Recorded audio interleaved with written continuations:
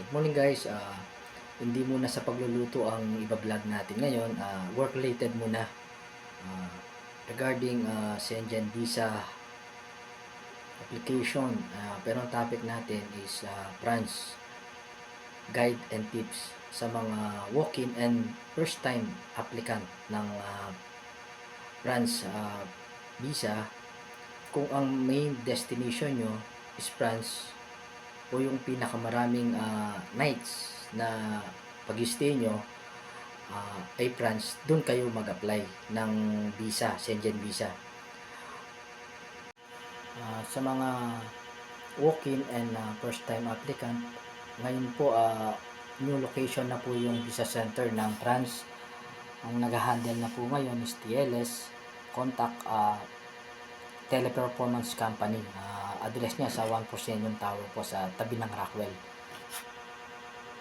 Medyo mahigpit lang sila ngayon, siguro bago pa yung mga crew, mga staff nila. Ako sinasakyan ko lang guys is habal-habal sa Ayala, malapit na kasi dun sa Estrella.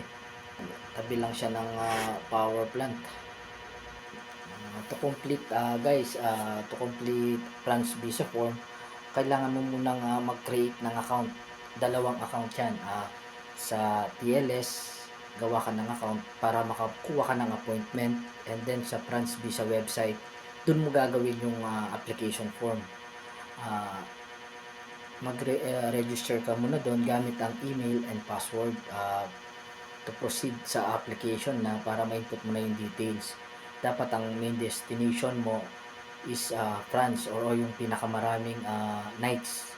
Kung may pupuntahan ka pang ibang Schengen area, dapat mas marami yung nights ng France. Once na makapag-create ka ng account sa France visa website, pwede mo nang start yung application mo, and then pagkatapos no, check your documents or yung checklist.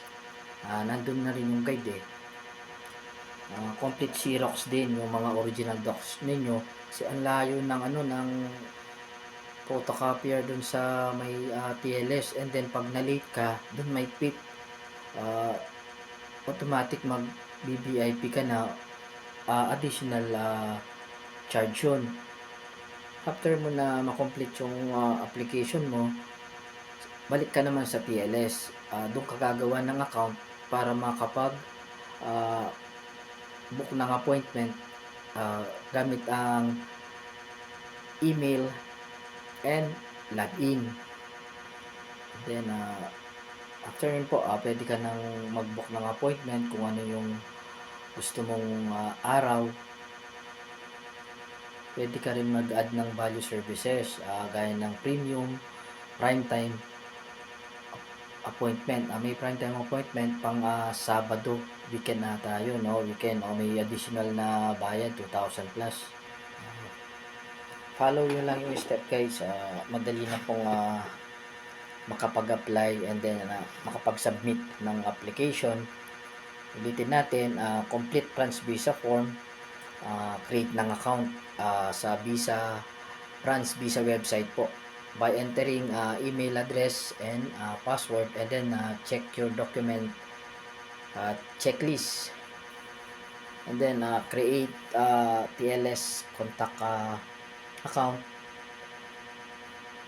Use your input your details, data and login, and then so the appointment, and then visa processing na, and then passport collection po.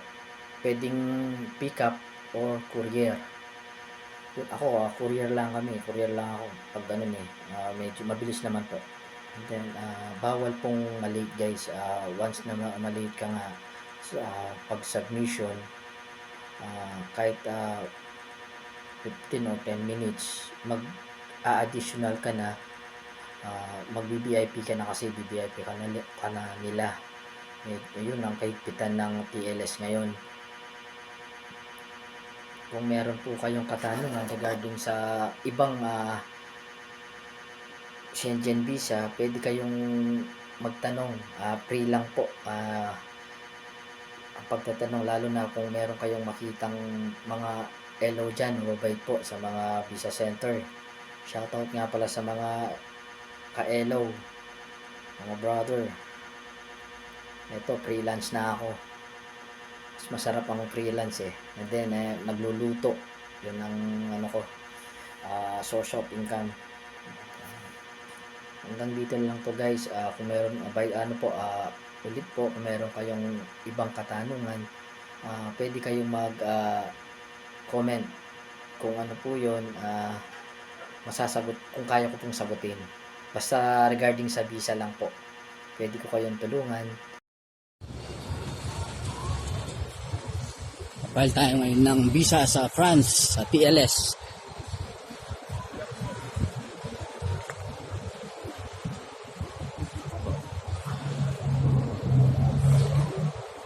Dito na yung bagong visa center po ng France. Dati siya sa Mega World. Ngayon nasa TLS na ang mahawak. Dating BFS. Sa Cosentum 1 Power Plant, Rockwell.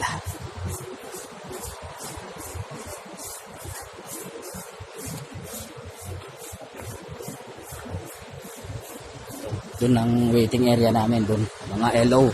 Shoutout sa mga LO dyan.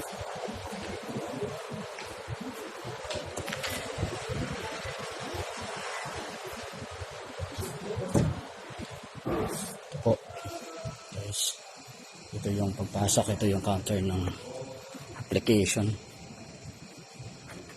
Yan, dami nila mga appointment. Ng 7 ako, 9 pa yung appointment ng aking 9 AM pa yung appointment ng aking client na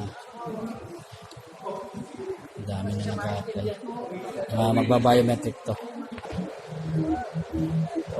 Tahan ko muna yung kasama kong elo. Yan.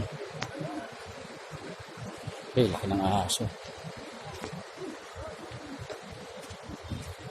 Ito yung waiting area ng mga LO na kagaya ko. May parisan pala dun, no? Dun. Oo. Kailan dyan.